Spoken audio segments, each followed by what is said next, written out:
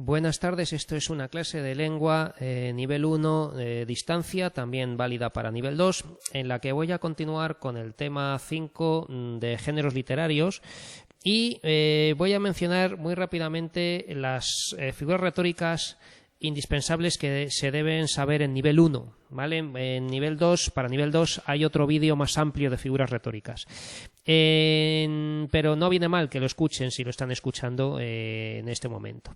Vale, entonces, figuras retóricas que tienen que saber los alumnos de nivel 1, sin duda, son anáfora, que es la repetición de una o más palabras al principio de varios versos o grupos sintácticos, como por ejemplo, temprano levantó la muerte el vuelo, temprano madrugó la madrugada, ¿no? También de Miguel Hernández. Vale, entonces, cuando tenemos la misma palabra al principio de dos versos o más versos seguidos, temprano, temprano, ¿no? Eso es anáfora. El paralelismo también ha salido muchas veces en nivel 1, que es la repetición de construcciones similares sintácticamente en dos o más versos o grupos sintácticos, ¿no? Entonces tenemos, por ejemplo, la tierra más verde de huertos. Y tenemos otro verso que dice la tierra más rubia de mies, ¿no? De cereales, ¿no? Entonces, la tierra, esto sería anáfora al principio. La tierra, vale. Pero que es que el paralelismo muchas veces va de la mano con la anáfora, porque el paralelismo es la construcción similar, ¿no? La, tierra, y más, y luego ya tenemos verde, rubia, de, y luego huertos y mies, ¿no? Entonces, se construyen de manera similar dos versos y por lo tanto esto es paralelismo.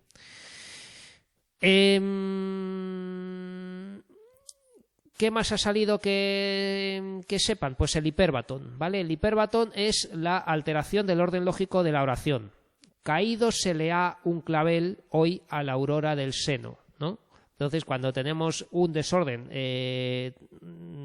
totalmente forzado, artístico, de las palabras en una oración, eso es un hipérbatón. Sobre todo cuando se le cambia de sitio el verbo, ¿vale? No es hipérbatón simplemente poner un adjetivo delante. Si tú dices la verde hierba, en vez de hierba verde, eso no es un hipérbatón. Eso simplemente va a ser un epíteto, un adjetivo antepuesto o algo así, pero no un hipérbatón. El hipérbatón tiene sobre todo que ver con otros grupos sintácticos o con la posición del verbo. Caído se le ha un clavel, en vez de se le ha caído, aquí tenemos el participio del verbo compuesto, ¿no? Ha caído, pues tenemos caído se le ha un clavel. O sea, esto es realmente un hipérbatón. También ha salido mucho el epíteto, ya hemos dicho lo que es, ¿no? Un adjetivo calificativo que acompaña un sustantivo, normalmente delante, destacando una cualidad con la cual lo asociamos permanentemente, ¿vale? Vamos a quitar esto de calificativo. Es un adjetivo que acompaña a un sustantivo, normalmente delante, destacando una cualidad con la cual lo asociamos permanentemente. Verde, hierba, blanca, nieve, ¿vale? Porque esto realmente no califica. Yo diría incluso que es un adjetivo explicativo, ¿vale? Nos está dando algo que ya suponemos, algo que ya se sabe. El símil es la comparación entre dos elementos, uno real y otro imaginario, que utiliza siempre nexos de comparación, como, cual, como si, ¿vale? Entonces tenemos la tarde caía como una cortina. Esto es un símil, ¿no? O dientes como perlas, ¿vale? Pues esto es un símil. ¿Cuál es el término real? Pues la tarde, en este caso. ¿Y cuál es el término imaginario? Una cortina. ¿Vale? Aquí el término real es dientes y el término imaginario es perlas. Entonces se ve que cuál es el término real y cuál es el término imaginario. La metáfora es la identificación entre un término real y otro imaginario que comparten algún rasgo de semejanza. Por eso se sustituye uno por otro, se identifica uno con otro. ¿Vale? Si decimos las perlas de su boca, el término real son dientes. Pero todo esto, las perlas, es algo imaginario, pero con solamente decir las perlas de su boca, si somos inteligentes ya nos damos cuenta de que se está refiriendo a los dientes, ¿vale? Entonces, eso es una metáfora. La metáfora pura es la que solo menciona el término imaginario, como la que acabo de decir, las perlas de su boca, mientras que una metáfora parcial o metáfora impura es la que menciona el real y el imaginario. Si te digo, tú eres mi sol, tú eres el término real y mi sol es el término imaginario, ¿no? Y claro, el verbo ser es lo que garantiza esta identificación entre elementos. Tú eres mi sol, ¿no? Y si tú dices, la luna es un tambor, ¿no? O la luna es una pandereta, ¿vale? Pues la luna es el término real y una pandereta es el término imaginario. Estamos usando el verbo ser porque digo la luna es una pandereta, ¿no? Entonces eso es una metáfora parcial, una metáfora impura. El símbolo ya lo dijimos en la literatura popular de la Edad Media, la lírica popular de la Edad Media. Es la alusión a un concepto a través de un elemento del escenario del poema que normalmente es un elemento de la naturaleza, ¿vale? Representa algo abstracto, como amor, deseo, juventud, y no se menciona el término real, solamente lo imaginario, lo figurativo o lo simbólico. Si dice aquí, hija mía, ¿por qué tardaste en volver de la fuente fría? Hija mía, ¿por qué tardaste en volver de la fuente fría? La fuente es la satisfacción amorosa, porque es lo que representa. ¿Vale? Antítesis también ha salido en nivel 1. ¿Vale? La antítesis es el contraste entre dos elementos de significado opuesto, tu fuego y tu hielo, por ejemplo. ¿Vale? Fuego y hielo, ¿no? Piedra soy en sufrir pena y cuidado y cera en el querer enternecido, ¿no? Piedra y cera, en ese poema de Quevedo, serían una antítesis, ¿vale? Un contraste, simplemente. También ha salido la palabra hipérbole, que no confundan con hipérbatón, ¿vale? Hipérbatón ha salido aquí, es la alteración del orden lógico de la oración. Caído se le ha un clavel, pero una hipérbole es simplemente una exageración. Llueve a cántaros, ¿no? Pues que llueve mucho. Infinitas gracias. Bueno, pues vale, no serán tantas, pero eso es una exageración, ¿vale? Una hipérbole. La personificación también sale mucho en nivel 1, personificación, cuyo nombre más técnico, que sí que pregunto en nivel 2, es prosopopeya, ¿vale? Personificación es atribuir cualidades humanas a elementos no humanos, ¿no? Ríe la primavera, el viento peina la montaña, ¿no? Pues yo qué sé, pues son bueno, esto casi yo diría que es una metáfora verbal, pero bueno, ríe la primavera si, no sé, si tiene pájaros que cantan y aguas que resuenan y se oyen ruidos agradables, alguien puede decir que eso es como una risa y por lo tanto diría ríe la primavera, ¿vale? Eso es una personificación, estamos personificando una estación climática del año que se llama primavera, haciendo que ría, ¿vale? Y bueno, los tópicos también los he dicho en algún momento, los tópicos literarios, que son temas que se repiten a lo largo de la literatura, ¿vale? Los tópicos literarios son contenidos, por así decir, que se van repitiendo a lo largo de la historia de la literatura.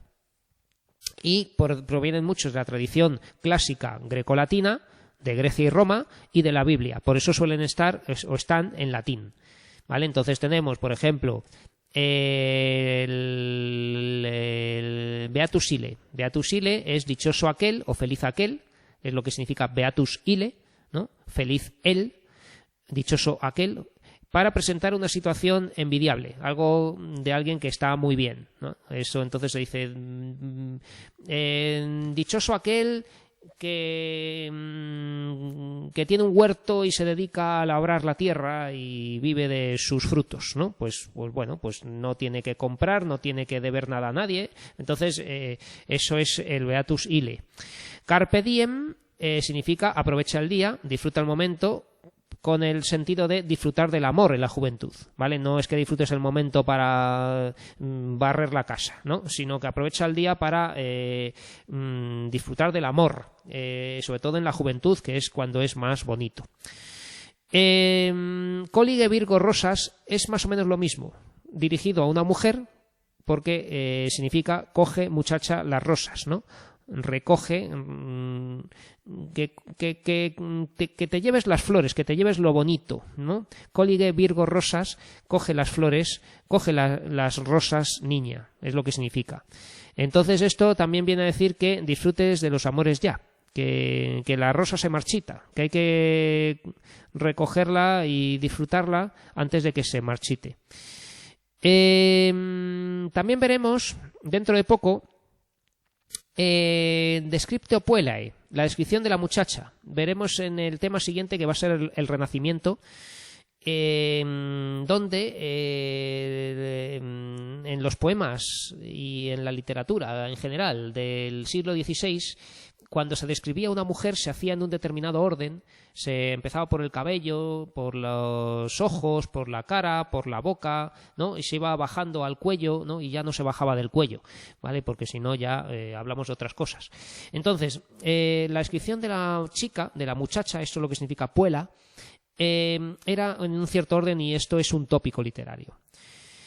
El Homo viator es el hombre viajero, que ya ha salido. Lo de caminante no hay caminos, hace camino al andar, ¿no? Que decía Antonio Machado, y también Jorge Manrique, cuando hablaba de esta vida es un camino para el otro, que es morada sin pesar, ¿vale? Pues el hombre viajero, ¿vale? La vida como camino que recorrer. También hemos hablado de la vida como río, la vida como un río, que la vida es un río que nos lleva hasta el mar, que es la muerte, que también lo decía Jorge Manrique. Nuestras vidas son los ríos que van a dar en la mar, que es el morir. Allí van los señoríos, derechos es acabar y consumir. Allí los ríos caudales, los medianos y más chicos. Donde, ¿no? Es toda esa estrofa de Jorge Manrique que hablaba de la vida como río. También ha salido locus amenus, que es lugar agradable, siempre con naturaleza idealizada, como con ríos, hierba, sombra de árboles, flores, fuentes, arroyos, ¿no? Esto es el locus amenus, locus amoenus, ¿no? Lugar ameno, que es lugar agradable, para describir lugares primaverales de naturaleza idealizada. Memento mori también ha salido muchas veces. Recuerda que vas a morir o que has de morir. Memento mori significa simplemente recuerda que morirás. Y así que hayan salido, bueno, en Jorge Manrique también hablamos del poder igualatorio de la muerte, omnia mors equat, la muerte todo lo iguala, todos somos iguales ante la muerte. Pero bueno, que con saberlo en español vale porque solo, o sea, sale más bien en la Edad Media y ahora ya pasamos al Renacimiento. Tempus fugit es muy importante también, es el tiempo huye, que pasa muy deprisa. El tiempo huye, tempus fugit. Y otro también que usa Jorge Manrique era ubi sunt, ¿dónde están? Significa que para decir que el tiempo se lo lleva todo y que aquellos que recordamos pronto serán olvidados, que aquellos que recordamos ya no existen y pronto serán olvidados, ¿vale? Entonces, estos como mínimo son los que hay que saber. Bueno, las reflexivas y las recíprocas ya están, y las oraciones impersonales también tengo vídeos sobre ellas y ya están aquí hechos los ejercicios, ¿vale? Entonces, no tienen más que ver los vídeos pertinentes. Vale, antes de pasar de nuevo a gramática, voy a mostrar una parte del examen que hice recientemente en nivel 1. Vale, entonces, porque puede que repita alguna pregunta en semipresencial y distancia. Por eso ver estos vídeos es muy importante. Dice aquí, escribe el nombre de las figuras retóricas junto a sus definiciones. Y os digo ya los nombres. Símil, metáfora, anáfora, paralelismo, hipérbato, ¿no? Entonces, ¿cuál es una identificación por su semejanza de un término real con otro imaginario? Esto es una metáfora. ¿Vale? Una metáfora es la identificación de un término real con otro imaginario. La repetición de una o más palabras al principio de varios versos es una anáfora. Una anáfora es la repetición de una o varias palabras al principio de varios versos. La comparación de dos elementos mediante un nexo que suele ser como es un símil. Un símil o comparación. Es la comparación de dos elementos. La repetición de la misma estructura sintáctica en dos o más versos es el paralelismo. Eso es la repetición de la misma estructura sintáctica en dos o más versos. El desorden de las palabras de una oración respecto a lo lógico, como por ejemplo, volverán las oscuras golondrinas de tu balcón los nidos a colgar. En vez de decir volverán a colgar los nidos de tu balcón o algo así, está descolocado. De tu balcón los nidos, ¿no? A colgar. Esto es un hiperbatón. Hiperbatón. ¿Vale? Hiperbatón se puede poner con tilde en la E o con tilde en la O, hiperbatón, ¿no? Pero tienen que poner una, si no es una falta. Vale, aquí vamos a recordar los géneros líricos. Los géneros líricos hay más, pero yo les recuerdo que teníamos al principio del tema, cuando estábamos empezando la lírica, teníamos 5 y son los mismos que les he preguntado en esa pregunta, ¿vale? Entonces, si lo encuentro, aquí está. Vale, pues aquí está en la página 1 del tema 5 los subgéneros líricos, ¿no? Que también es lo mismo que decir géneros. ¿Vale? Poema para ser cantado, canción. Poema de alabanza a un tema serio y elevado, esto es una oda. Poema que expresa dolor por la muerte de un ser querido es una elegía. Poema de burla hacia algo o hacia alguien es una sátira. Y poema en el que intervienen pastores en un entorno de naturaleza idealizada, una égloga. ¿Vale? Este entorno de naturaleza idealizada sería el tópico de locus amoenus.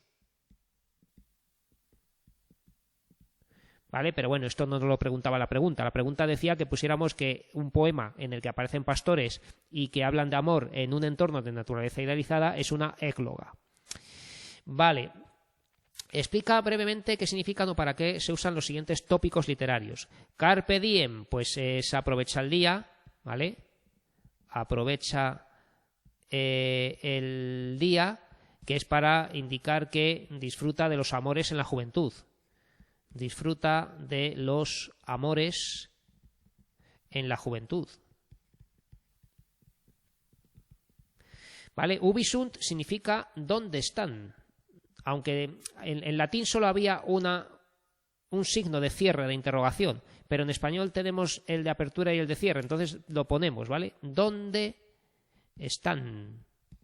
Esto es lo que significa ubi sunt, y es para decir que pronto serán olvidados o ya se han olvidado los que ya no están, ¿no? Los que ya no están son olvidados pronto.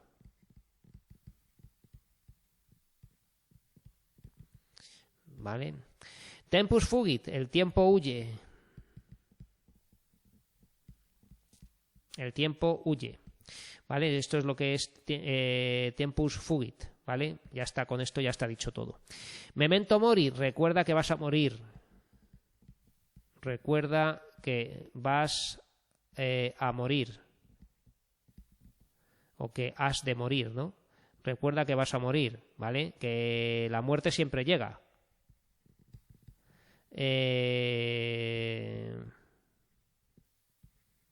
Por eso tenemos que tener en cuenta que en todo lo que acumulemos en la vida lo vamos a perder y que hay que ir pensando en la muerte, ¿no? Y la vita flumen es la vida como río. Vida como río, ¿vale? Que la vida es un río que lleva al mar, que es la muerte. Ya llevan todos los ríos. Vale, pues aquí teníamos una serie de estrofas y voy a decir muy rápidamente las que os he puesto, las que les puse en el examen a estos compañeros y que puedo volver a poner en otros exámenes, ¿no? A las aladas almas de las rosas del almendro de nata te requiero, que tenemos que hablar de muchas cosas, compañero del alma, compañero, de Miguel Hernández, ¿no? Pues esto es un serventesio. Un serventesio porque son estrofas de versos endecasílabos donde la rima es A, B, A, B. ¿Ven la rima? Rosas, cosas. Requiero, compañero. ¿Vale? Entonces A, B, A, B. La rima es consonante. La rima es consonante porque rosas rima con cosas y requiero con compañero. Aquí tenemos otro famoso poema de Miguel Hernández, un soneto que dice: como el toro he nacido para el luto y el dolor, como el toro estoy marcado por un hierro infernal en el costado y por varón en la ingle con un fruto. Como el toro lo encuentra diminuto todo mi corazón desmesurado, y del rostro del beso enamorado, como el toro a tu amor se lo disputo. Como el toro me crezco en el castigo, la lengua en corazón tengo bañada, y llevo al cuello un vendaval sonoro. Como el toro te sigo y te persigo, y dejas mi deseo en una espada, como el toro burlado, como el toro. Vale, pues esto es un poema que es un poema estrófico, un poema formado por varias estrofas. Esto es un soneto.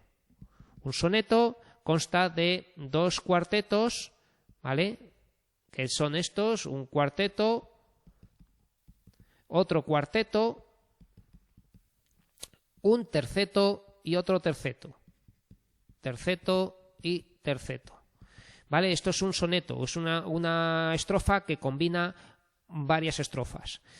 El tipo de rima es consonante, porque los cuartetos y los tercetos son de rima consonante. Y además la vemos aquí. Luto, fruto, diminuto, disputo, ¿vale? Marcado, costado, etcétera. ¿Vale? Son todo versos endecasílabos.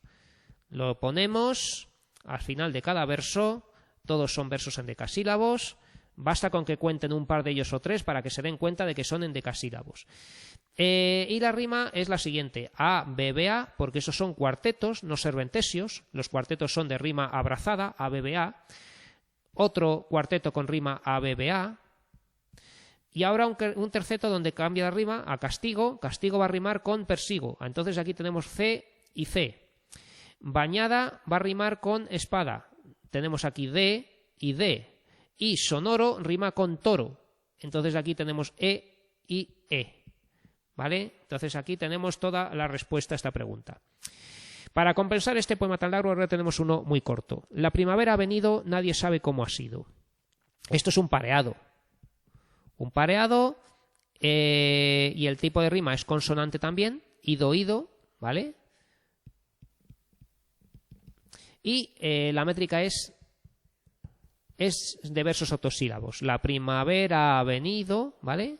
La primavera, aquí tenemos una sinalefa, ha venido, nadie sabe cómo ha, otra sinalefa, cómo ha sido. Y esto son de arte menor, entonces ponemos la A minúscula, A y A. Alora la bien cercada, tú que estás en par del río, cercóte el adelantado una mañana en domingo. De peones y hombres de armas el campo bien guarnecido. Con la gran artillería hecho te había un portillo. Y sigue esto porque esto es un romance, ¿vale? Esto es un romance que es un poema de versos octosílabos con rima asonante en los pares. Esto es de rima asonante, donde lo que riman son los pares. Cercada, río, adelantado. Vemos que esto parece que no rima, pero río, si nos fijamos, va a rimar con domingo, porque rima la I y la O. I, O. Después armas, nada, pero luego tenemos guarnecido, donde nos rima la I y la O. Y seguimos artillería y portillo, y nos rima la I y la O. Es que esto rima asonante, solo riman las vocales, ¿vale? Entonces, los que no riman se ponen con un guión, que ustedes en clase siempre llaman un menos. Dices 8 menos, no, es un guión, ¿vale? Es una rayita, un guión, ¿vale? Entonces, río va a rimar con domingo. Entonces, los versos pares son los que riman. Por eso tenemos 8-8A, 8-8A, ¿vale? etcétera. Si leyéramos el poema entero, porque es más largo, veríamos que sigue la misma estructura. Romance es de rima asonante en los pares. Rima asonante en los pares. ¿Vale? Esto es la definición de romance. Alguien o bastantes personas en la clase de nivel 1 presencial me pusieron copla. Es verdad que la copla es también de rima asonante en los pares, pero una copla es solamente 4 versos. Entonces, habría que separar esto para que se vieran que son de 4 en 4, e incluso cuando vemos que la oración sigue, ¿no? Tenemos cercote el adelantado una mañana en domingo y ya llevamos 4 versos aquí. Entonces tendría que haber aquí un punto y aparte, ¿vale? Para que la siguiente estrofa fuera realmente una copla. Una copla tiene que acabar cada 4 versos. Esto no es una copla, es un romance, ¿vale? Bueno, vamos a ver este de aquí. Cultivo una rosa blanca en julio como en enero, para el amigo sincero que me da su mano franca. ¿De cuántos son? Pues de 8, como siempre, ¿vale? Los de arte menor son versos octosílabos.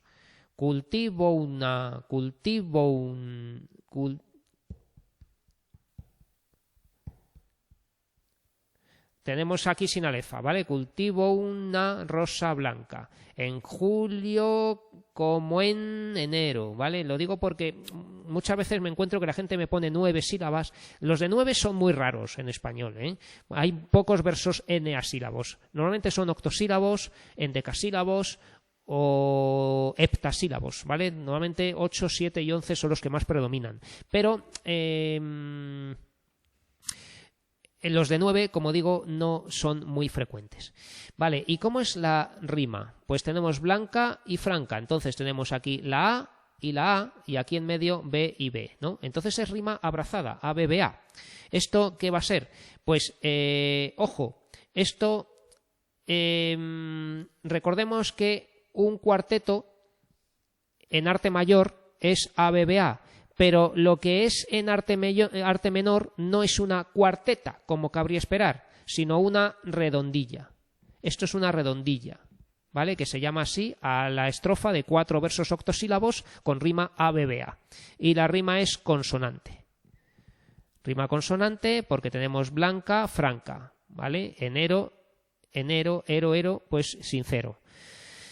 Vale, una tarde parda y fría de invierno, los colegiales estudian monotonía de lluvia en los cristales. Tenemos aquí que va a rimar, esto va a ser octosílabos también, y va a rimar fría con monotonía y colegiales con cristales, o sea, A, B, A, B.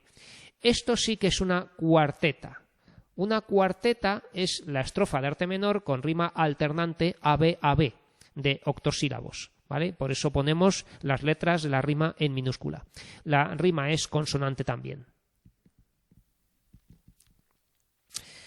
Y aquí tenemos en una noche oscura, con ansias en amores inflamada, oh dichosa aventura, salí sin ser notada, estando ya mi casa sosegada. Si contamos las sílabas y las contamos bien, aquí tenemos 7, 11, 7, 7, 11. Esto es una lira. La rima es la siguiente: 7A, 11B, 7A, 7B, 11B. Fíjense en las mayúsculas y las minúsculas, cómo hay que ponerlas, ya que tenemos versos de arte mayor y de arte menor. Y oscura, vemos que hemos puesto A porque rima con ventura.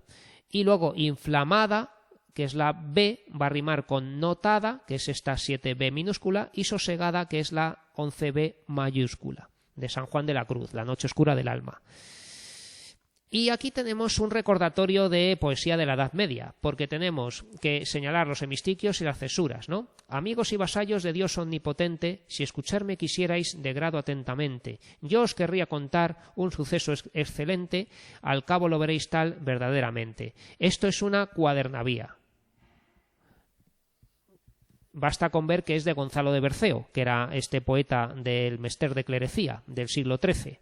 La rima es consonante, total, consonante, ¿vale? Y la métrica es la siguiente: 14, 14, 14, 14, porque son versos alejandrinos, ¿vale? Versos alejandrinos, que se llaman así a los de 14,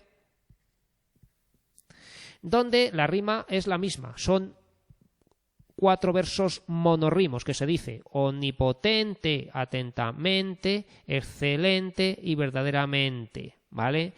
Y los hemistiquios y la cesura era esto que tenemos que recordar.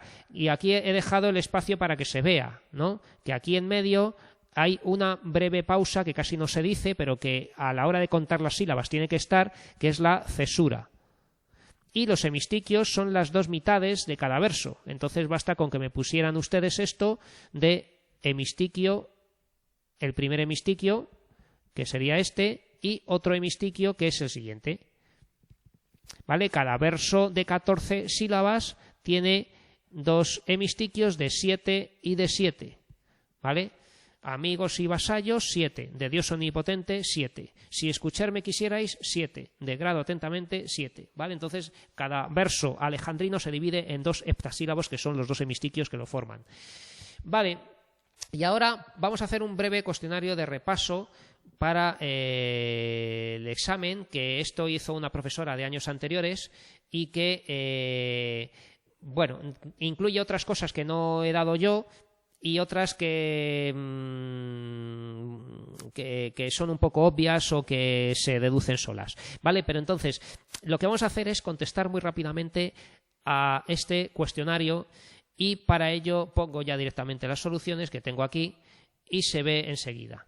El relato de unos hechos reales y ficticios que les ocurren a unos personajes en un espacio y tiempo determinados es una narración. ¿Vale? Una narración es un relato de hechos reales o ficticios que ocurren a unos personajes con un espacio y tiempo. Los personajes principales de una novela suelen ser redondos, ¿vale? Esto de personajes planos y personajes redondos lo he contado en clase y es algo, a ver, casi lo voy a mirar aquí un momentito para que lo vean ustedes in situ. Personajes planos y redondos. Vale, entonces, en narrativa se dice que se suele clasificar como redondos o planos a los personajes según su complejidad y profundidad. Los personajes redondos son complejos, tienen múltiples facetas y cambian a lo largo de la historia. Mientras que los personajes planos son más simples y suelen ser estables. Suelen presentar una manera de ser que es más bien predecible, estable. ¿Vale? Entonces, los personajes planos son más simples, más estables, hacen avanzar la historia porque, bueno, por la acción que hacen, ¿no? Y esto es una pregunta que nos ponen aquí, ¿vale? Entonces, los personajes principales suelen ser redondos porque son más complejos. Pero bueno, hay también novelas en las que los personajes son planos y son buenas novelas, ¿vale? Un personaje plano es aquel que es menos complejo y no evoluciona en los rasgos del relato, ¿vale? Los personajes planos son aquellos que son menos complejos y no evolucionan en el relato. El tiempo interno de un relato es la duración de los acontecimientos desde que se inician hasta que acaba la acción. Recuerden que el tiempo interno es... A ver, ¿dónde tenía yo esto? En el género narrativo, cuando teníamos aquí lo del tiempo, recuerden que había tiempo interno o tiempo externo o histórico, que es la época en la que se enmarca la historia, es la época donde sucede la historia, ya sea el siglo XVI, el siglo XX, el siglo XXI. Mientras que el tiempo interno es el tiempo que duran los acontecimientos narrados en la historia, que puede ser una vida, unos minutos, unas horas, ¿vale? Entonces eso es el tiempo interno. Aquí en la pregunta que nos han hecho dice el tiempo interno es, y dice el lugar donde suceden, no, estamos hablando de tiempo. La época en la que se producen, esto sería el tiempo externo. El momento en que sucede la historia, tampoco, ¿vale? Sería tiempo externo. Y en cambio, la duración de los acontecimientos desde que se inician hasta que acaba, esto es el tiempo interno. Ahora nos dice el tiempo externo. El tiempo externo efectivamente es la B, la época en la que se producen los acontecimientos. El siglo XIX, el siglo XX, la semana pasada, hace 20 años, lo que sea. El espacio de un relato es el lugar en el que suceden los acontecimientos, ¿vale? El narrador es la voz que relata los hechos. No es un personaje de la historia en principio. Lo que va a ser un personaje de la historia es esto, el narrador interno. El narrador interno es un personaje de la historia y participa en los hechos, ¿vale? Eso es el narrador interno, ya sea personaje principal, narrador protagonista, o un narrador que sea un personaje secundario que cuenta lo que le pasa al personaje principal, que eso sería narrador testigo o personaje secundario. El narrador externo cuenta lo que ha sucedido a otros sin participar en los hechos, ¿vale? El narrador omnisciente es el narrador que conoce todo sobre los personajes. Las formas verbales típicas de la narración son el tiempos del pretérito, ¿vale? Dice aquí el pasado en general, pero descartando las demás. Las formas verbales típicas de narración son lo que pone aquí. Los tiempos verbales más utilizados son en la narración el pretérito perfecto simple y el pretérito imperfecto, ¿vale? Había una vez, o llegó a no sé quién, o cantó una canción, hizo no sé qué, caminó hasta el castillo o su morada, ¿no? Entonces, siempre va a haber tiempos en pretérito perfecto simple y pretérito imperfecto. Son verbos copulativos ser, estar y parecer, ¿vale? Que esto se usan mucho en la descripción. Si el emisor ofrece una visión fiel de la realidad sin incluir valoraciones en una descripción, ¿qué será? Pues una descripción objetiva. Si el emisor muestra la realidad tal como la ve e incluye sus valoraciones, es una descripción subjetiva, porque está incluyendo valoraciones personales. Si la realidad se describe de manera estable sin acción, estamos ante una descripción estática, una descripción de algo que está quieto. Si la realidad se describe en movimiento, pues es una descripción dinámica. ¿Qué categorías gramaticales relacionan sobre todo con la descripción? El verbo, el sustantivo, el adjetivo, el adverbio. Pues sobre todo el adjetivo, ¿vale? Para decir algo es grande, es pequeño, ¿no? Pues eso también diría el sustantivo, ¿eh? Porque hay que nombrar ciertas cosas. Entonces, si tienes que decir si esta mesa es verde, pues tengo que decir mesa, ¿vale? Entonces, sustantivos y adjetivos. Los tiempos verbales más utilizados en la descripción son el presente y el pretérito imperfecto. Esta mesa es verde o aquella mesa era verde, ¿no? Entonces, voy a usar sobre todo el presente y el pretérito imperfecto.